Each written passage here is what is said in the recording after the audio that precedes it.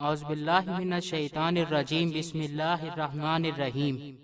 السلام علیکم۔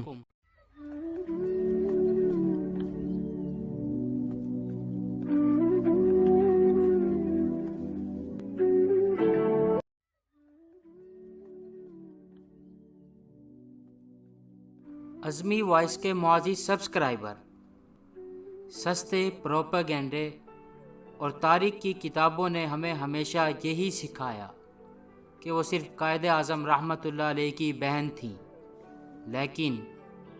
لیکن کیا آپ جانتے ہیں کہ وہ بر صغیر کی پہلی مسلم خاتون ڈینٹسٹ تھیں؟ کیا آپ جانتے ہیں کہ جب بڑے بڑے مرد ایک آمر کے سامنے جھک گئے تھے، تب 70 سال کی ایک خاتون نے اس ملک میں جمہوریت کی بنیاد ہلائی تھی؟ جی ہاں، ہم بات کر رہے ہیں مادر ملت محترمہ فاطمہ جناح کی، جن کی کہانی صرف ایک بہن کی نہیں بلکہ ایک لیڈر، ایک محافظ اور پاکستان کی ماں کی کہانی ہے۔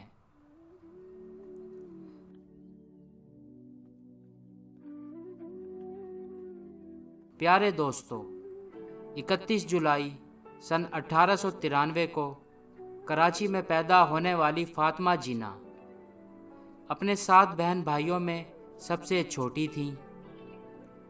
جب وہ صرف 2 سال کی تھیں تو ماں کا سایہ اٹھ گیا اور 8 سال کی عمر میں والد بھی چل بسے۔ ان کے بڑے بھائی محمد علی جناح رحمۃ اللہ علیہ نے ان کی سرپرستی کی اور انہیں اس دور میں پڑھایا جب لڑکیوں کو گھر سے نکلنے کی اجازت نہیں تھی۔ لیکن فاطمہ عام لڑکی نہیں تھیں۔ انہوں نے سن 1923 میں کلکتہ یونیورسٹی سے ڈینٹل سرجری کی ڈگری لی۔ ذرا سوچئے، آج سے 100 سال پہلے ایک مسلم خاتون نے ممبئی میں اپنا ذاتی ڈینٹل کلینک کھولا۔ وہ اپنے پیروں پر کھڑی ایک آزاد اور خود مختار خاتون بن چکی تھیں۔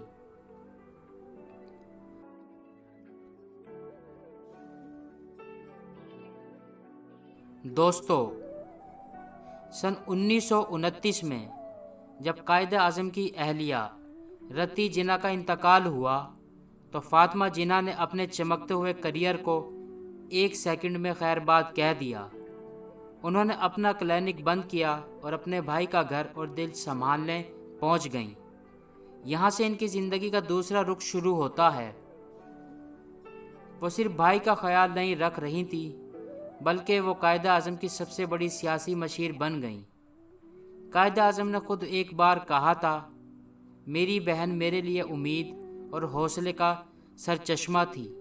جب مجھے لگ رہا تھا کہ میں اکیلا رہ گیا ہوں، تب وہ میرے ساتھ کھڑی تھیں۔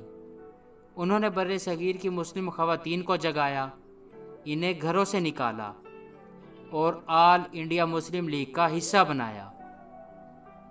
اگر فاطمہ جناح نہ ہوتی تو شاید خواتین اس تحریک میں کبھی اس طرح شامل نہ ہو پاتی۔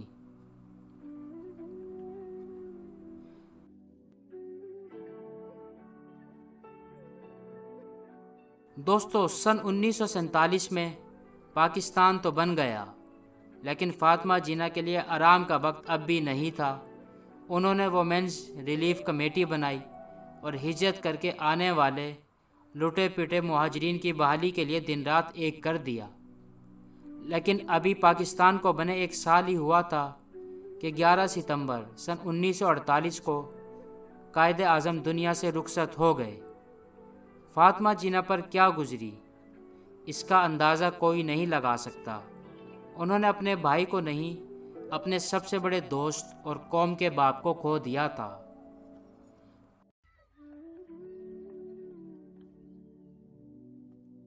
قائد کی وفات کے بعد فاطمہ جناح نے سیاست سے کنارہ کشی اختیار کر لی، لیکن جب انہوں نے دیکھا کہ ملک میں جمہوریت کا گلا گھونٹ کر مارشل لا لگا دیا گیا ہے تو وہ چپ نہ رہ سکیں۔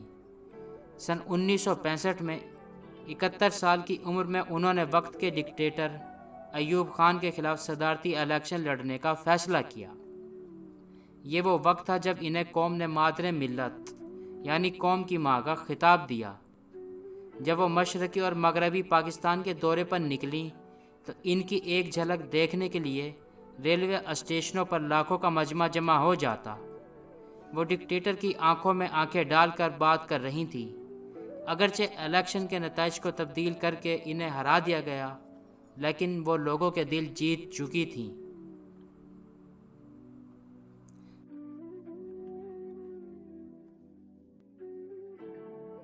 दोस्तों, 9 जुलाई सन 1967 को मुंबई की वो निडर लड़की, तहरीक पाकिस्तान की रूह और जमहूरियत की आवाज़ अपने कमरे में मुर्दा पाई गई। इनकी मौत आज भी तारीख के सीने में एक राज है, क्योंकि कई लोग इसे तबई मौत नहीं बल्कि कत्ल मानते हैं। इनके जनाजे में तकरीबन 6 लाख लोग शरीक हुए, जो कायद आज़म के बाद सबसे बड़ा जनाजा था। फातिमा जिन्ना सिर्फ एक बहन नहीं थी, वो पाकिस्तान की औरतों के लिए एक मिसाल हैं कि हालात कितने ही कठिन क्यों ना हों, अपने हकूक़ और सच्चाई के लिए हमेशा खड़ा होना चाहिए। दोस्तों, आपको मादरी मिल्लत की ज़िंदगी का कौन सा पहलू सबसे ज़्यादा पसंद आया, कमेंट्स में ज़रूर बताएं। वीडियो को लाइक करें और ऐसे ही मुनफरिद दस्तावेज़ी वीडियोस के लिए हमारे चैनल को सब्सक्राइब करें। अल्लाह हाफिज़।